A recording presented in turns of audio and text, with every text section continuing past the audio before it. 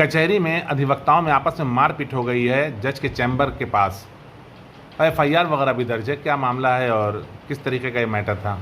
है विनोद कुमार पांडे, पूर्व अध्यक्ष civil court central bar association Mau. देखिए, ये हमारा परिवार है, घर का मामला है और आपस में थोड़ा बहुत कुछ न कुछ होता रहता है। जहाँ परिवार रहता है तो परिवार में थोड़ा बहुत होता रहता है, उसको हम लोग बैठ करके हल कर लेंगे। उसकी बात नहीं है। बात मुद्दे पर आइए कि अधिवक्ताओं के हित के लिए क्या हो सकता है, क्या करना चाहिए, क्या चल रहा है। जैसे कि किस तरह का क्या है? जैसे अपराध, जो आपराधिक कानून बनाए गए हैं, इसमें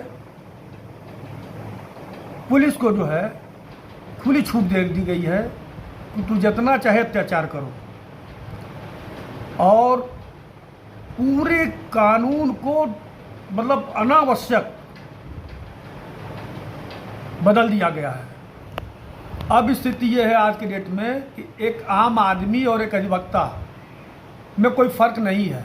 अभी आप हमसे पूछें कि चोरी में कौन सी दफ़ा लगेगी, तो मैं किताब देख करके ही बता पाऊंगा, मैं नहीं बता सकता, क्योंकि विद्यार्थी जीवन से हम लोग आईपीसी सीआरपीसी पढ़ते आए हैं और कोई आवश्यकता नहीं थी। अगर आपको कोई संशोधन करना था तो जैसे और एक्ट में, कानून में, इसके पहले 1973 में सीआरपीसी बनी, आप संशोधन कर सकते थे। लेकिन पूरे कानून को बदल देना, पूरा नाम बदल देना, पूरी व्यवस्था बदल देना, इसकी कोई आवश्यकता नहीं थी। केवल वकीलों को परेशान करने के लिए ये सब किया गया है और मैं इसकी निंदा करता हूँ। अच्छा, पुलिस से आपत्ति भी है और समस्या कोई होती तो पुलिस के पास लोग लेके जाते भी हैं न्याय के लिए, तो ये कैसे? पुलिस के लिए न्याय, पुलिस के यहाँ न्याय के लिए नहीं जाते हैं। पुलिस के अत्याचार के खिलाफ ऊपर के अधिकारियों से आदि बात करता है। आप बता दें आपसे कि कानून तो बनना चाहिए था कि कोई व्यक्ति दरोगा के रूप में नियुक्त होता है, उसकी प्रॉपर्टी नियुक्त होते समय क्या थी और 10 साल नौकरी करने के बाद उसकी प्रॉपर्टी कितनी हो गई, इसकी जांच, इसके पर कानून बनने चाहिए कि इस पर जांच होना चाहिए। एक दरोगा, मैं छोटे स्तर की बात कर रहा हूँ, एक लेखपाल, एक कानूनगो, ये करोड़ों कमा रहे हैं। कानून तो उस पर बनना चाहिए कि ये जो पैसा जा रहा है, जो जनता का शोषण हो रहा है, कौन कर रहा है? ये नीचले छोटे कर्मचारियों की बात कर रहा हूँ। लूट मची हुई है, थाना हो, तहसील हो। अब तो लेखपाल धंधा करते हैं कि तुम्हारा नापेंगे लेकिन उसमें से 2 मंडा हम लेंगे, और सबसे निरीह प्राणी वकील बना हुआ है। पूरा कानून बदल दिया गया, लेकिन एक आवाज़ तक कहीं से नहीं उठी। हमको इसकी चिंता है।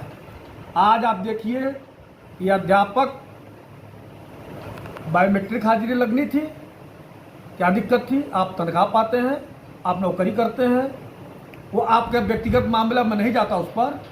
लेकिन अध्यापकों ने के संगठन ने बता दिया कि हमसे अगर टकराओगे तो हम तुमको बैकफुट पर ला देंगे। और अध्यापकों की मांग जो हम नहीं जो उसको जायज़ कर सकते, उसको भी सरकार से मनवा लिया उनके संगठन ने। लेकिन मैं उस विषय पर नहीं जाता कि अध्यापक का जो मामला था वो सरकार क्यों झुकी या अध्यापक कैसे जीत गए, लेकिन संगठन उनका है, उनके नेतृत्व ने, उनके प्रदेश नेतृत्व ने लड़ करके और अपनी मांग को मनवा लिया। हमारे यहाँ क्या है, काला कानून लागू हो गया और एक उफ तक नहीं उठी, और हम लोग अब स्थिति है कि ABCD से शुरू कर रहे हैं कानून पढ़ना।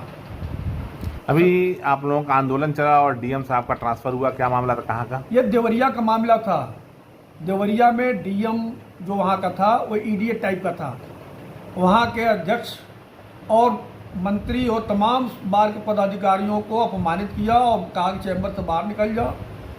वकीलों ने इसको अपना मान सम्मान का प्रश्न बनाया और उसके बाद 18 तारीख को महापंचायत रखी गई थी। प्रशासन बैकफुट पर आया, सरकार बैकफुट पर आई, उस डीएम का ट्रांसफ़र हुआ। एकदम अधिकारी बेलगाम मनमाना, जिसको चाहो पकड़ो, जिसको चाहो बंद करो, जिस वकील को चाहो FIR कर दो, जिसको चाहे थाने में ले जाओ बैठा दो। जो मर्यादा हुआ करती थी वकीलों की आज से 10, 20, 25 साल पहले, आज वो धीरे धीरे स्तर काफ़ी नीचे आ गया है। अब एक वकील निरीह प्राणी हो गया, उसके आगे पीछे कोई नहीं है। वकीलों का स्तर नीचे आने में भूमिका किसकी है? यही तो दुर्भाग्य है कि हम किसी को कुछ कह नहीं सकते। कहा कि